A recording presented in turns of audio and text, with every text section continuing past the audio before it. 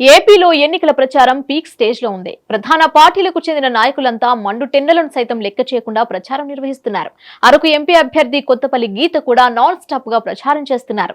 YCP పాలనపై విమర్శలు గుప్పిస్తున్నారు. ఓటర్లను ఆకట్టుకునే పనిలో ఉన్నారు. అరకులో గెలిపే లక్ష్యంగా కూటమి నేతలు ప్రచారం చేస్తున్నారు.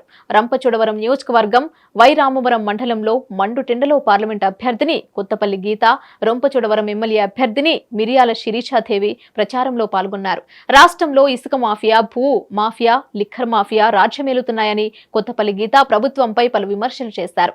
మద్యపాన నిషేధం చేస్తానని చెప్పి అమలు చేశారా అని ప్రజలను ప్రశ్నించారు. రాష్ట్రంలో నిత్యావసర వస్తువుల ధరలు 4 రెట్లు పెరిగాయని మండిపడ్డారు. మద్యం పేరుతో ఈ రోజు విషాన్ని పేదలకు అమ్ముతున్నారని, కల్తీ మద్యం తాగి రాష్ట్రంలో 35 లక్షల మంది లివర్లు పాడైపోయాయని కొత్తపల్లి గీత తెలిపారు. వీరిలో 30,000 మంది పైనే చనిపోయారని గీత గుర్తు చేశారు. రాష్ట్రం నుంచి 30,000 మంది ఆడపడుచులు కనిపించకుండా పోయారని, ఎక్కడికి వెళ్లారో ఇప్పటికీ తెలియదని ఆవేదన వ్యక్తం చేశారు.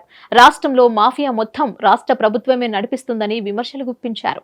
జే బ్రాండ్ ఎందుకు పెట్టారో, రాష్ట్రంలో అధికారంలో ఉంటూ సొంత బ్రాండ్లు పెట్టుకుని ఎవరైనా అమ్మకాలు చేస్తారా అని గీత ప్రశ్నించారు. మద్యం షాపులో డబ్బులు తప్ప డిజిటల్ పేమెంట్ ఎందుకు తీసుకోవట్లేదని ప్రభుత్వాన్ని ప్రశ్నించారు గీత.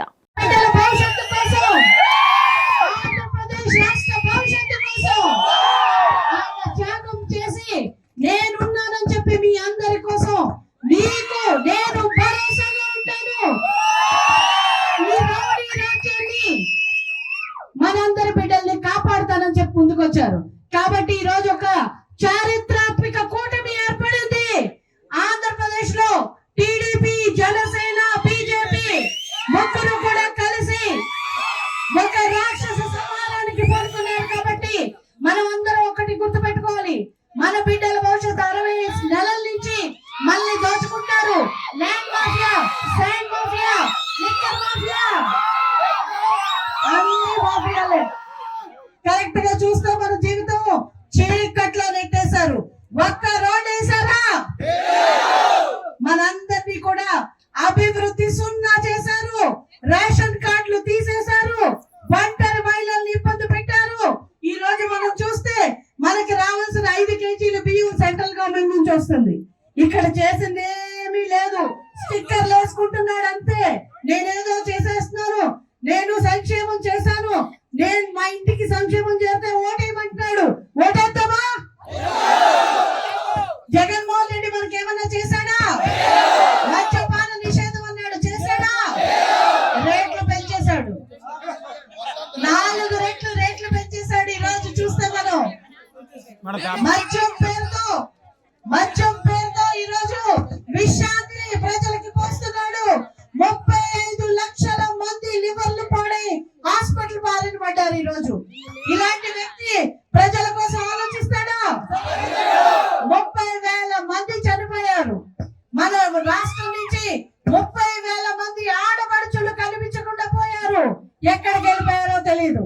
మన రాష్ట్రంలో ఉన్న మాఫియా అంతా కూడా రాష్ట్ర ప్రభుత్వమే నడిపించేస్తుంది.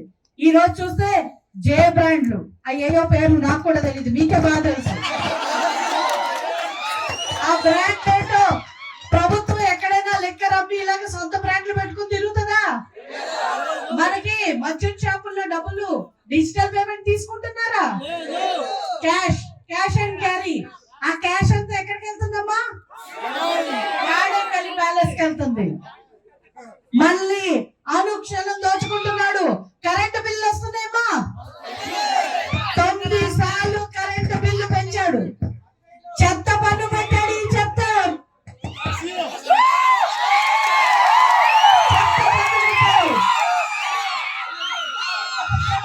60 నెలలు మళ్ళీ అనుక్షణం దోచుకున్నాడా? ఇప్పుడు మనం సరి అయిన బుద్ధి చెప్తాం.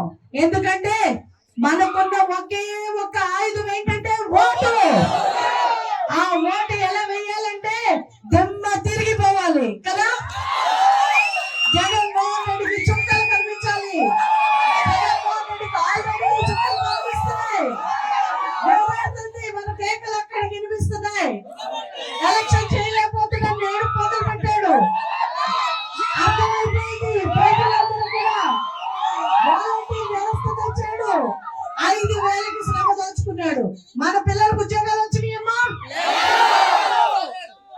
జాబ్ క్యాలెండర్ అన్నాడు, ఆయన మాత్రం జాబులు వేసుకున్నాడు. ఆయన ఇంట్లో వాళ్ళకి జాబులు ఇచ్చుకున్నాడు. ఆయన పార్టీ వాళ్ళకి కొంతమందికి పెన్షన్ ఇచ్చుకున్నాడు. అమ్మ ఒడి అన్నాడు, బటన్ నొక్కుతున్నాడు అన్నాడు. 1 సంవత్సరం కొంచెం ఇచ్చాడు, 2వ సంవత్సరం కొంచెం తీసేశాడు. మిగతా వాళ్ళకి 3వ సంవత్సరం ఇచ్చేస్తాం. అమ్మ ఒడి లేదు, ఏ ఒడి లేదు. మనం ఈ రోజు చూస్తే మన రాష్ట్ర పరిస్థితి చాలా అధోగతి పాలైంది. సంక్షేమము లేదు, అభివృద్ధి లేదు. 38 పథకాలు తీసేశాడు. అన్న క్యాంటీన్ తీసేశాడు, ఫీజు రీయింబర్స్మెంట్ తీసేశాడు. ప్రతిదీ కూడా చీకట్లోకి నెట్టేశాడు. 60 నెలలు మనం కష్టపడ్డాం, అవునా కదా? మరి 60 నెలలు మనం సుఖంగా ఉండాలంటే ఏం చేయాలి? ఈ రోజు శిరీషమ్మ మాట్లాడుతూ చెప్పింది 6 సూపర్ 6 గురించి చెప్పింది. మీ అందరికీ తెలుసు, మళ్ళీ రిపీట్ చేయను. అలాగే ప్రధాని నరేంద్ర మోదీ గారు ఈ రోజు మన కోసం ఆలోచించారు. వైఎస్ఆర్ ఆరోగ్యశ్రీ ఉందమ్మా అసలు? అందులో వైఎస్ఆర్ తీసేశాడు. ఇప్పుడు జగనన్న ఆరోగ్యశ్రీ అంటే సొంత తండ్రి పేరే చెల్లిని బయటకి ఎంటేశాడు, తల్లిని అమెరికా పంపించేశాడు, బాబాయిని